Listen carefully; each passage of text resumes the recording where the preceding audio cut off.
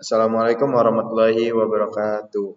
Perkenalkan, saya Gilang Kurniawan, kelas 3A Keperawatan, D3 Keperawatan, NIM 1700824. 7082410. Di sini saya untuk memenuhi tugas UTS TIKK dengan dosen pengampu Pak Ardi. Pertama kita buka soalnya. Nah, baik, soal yang pertama, apa yang Anda ketahui dari PICO? Di sini jawabannya. PICO adalah format untuk merumuskan pertanyaan klinis secara terstruktur dalam evidence-based precision component. Lalu komponennya P, pasien atau problem, yaitu kondisi atau masalah pasien. Lalu intervensi, tindakan atau terapi yang ingin diberikan. Lalu C, comparison, yaitu perbandingan jika ada, misalnya terapi lain atau kondisi tanpa intervensi. Lalu O, yaitu outcome, yaitu hasil yang ingin dicapai atau diukur. Lalu yang kedua, kita buka lagi soalnya. Yang kedua itu bagaimana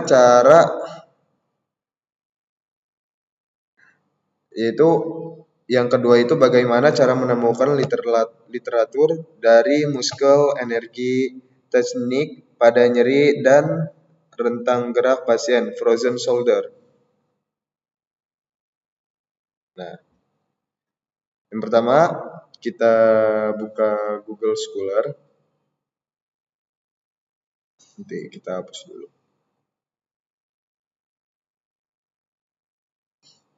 Kita buka Google Scholar, boy. Google Scholar.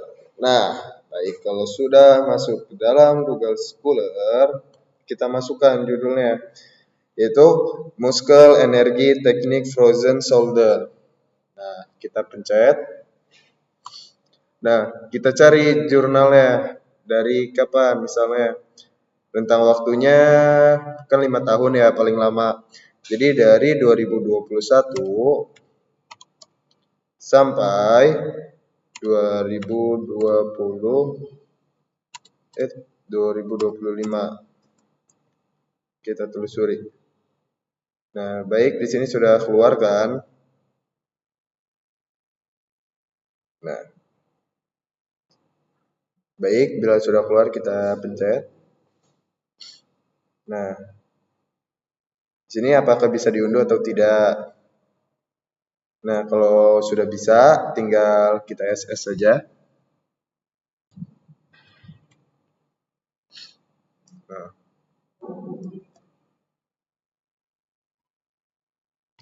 sip, sudah kita SS.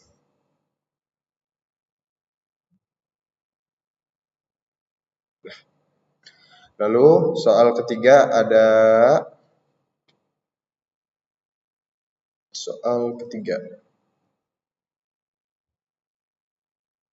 banyak banget nih. Soal ketiga itu data apa saja yang diperlukan untuk membuat latar belakang pada kasus nomor 2. Nah, baik. Data apa aja sih yang kita perlukan untuk membuat kasus nomor 2? Yaitu ada data epidemiologi, data klinis, konsep teori, data intervensi, gap atau masalah, lalu alasan memilih topik. Lalu yang keempat, pertanyaannya, apa yang Anda ketahui tentang Pyramid of Evidence? Nah, di sini Pyramid of Evidence adalah hierarki tingkat kualitas bukti ilmiah dalam penelitian kesehatan. Semakin tinggi tingkat pada piramida, semakin kuat kualitas evidence-nya. Lalu di sini ada urutan dari tertinggi dan terendahnya.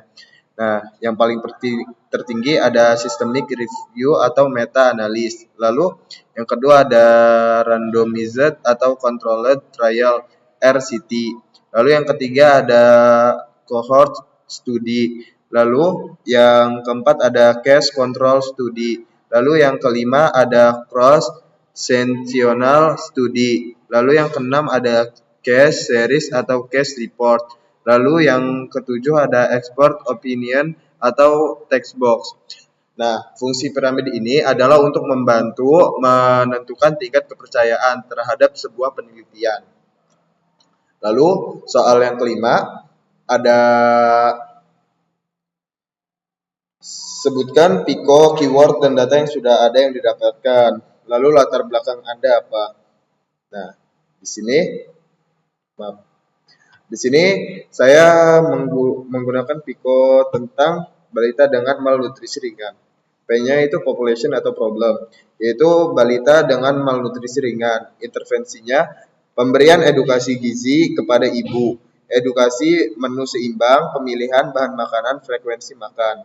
Lalu C-nya compression tanpa edukasi gizi atau edukasi standar. O-nya outcome, peningkatan berat badan atau peningkatan status gizi, lalu peningkatan asupan makanan. Ya, lalu di sini ada keywordnya. Nah, di sini definisinya ada gizi. Saya salah nih. Jadi saya tambahkan huruf G.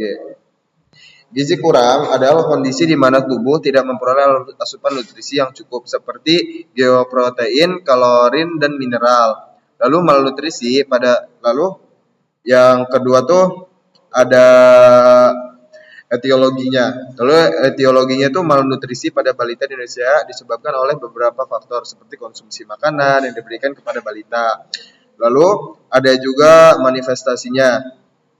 Manifestasinya tuh malnutrisi pada balita di Indonesia disebabkan oleh beberapa faktor seperti konsumsi makanan yang diberikan kepada balita. Nah, seperti itu dan ini seterusnya. Lalu yang keempat tuh di sini ada intervensinya. Intervensi itu apa? Memberikan informasi yang jelas dan relevan tentang cara-cara memenuhi kebutuhan gizi anak.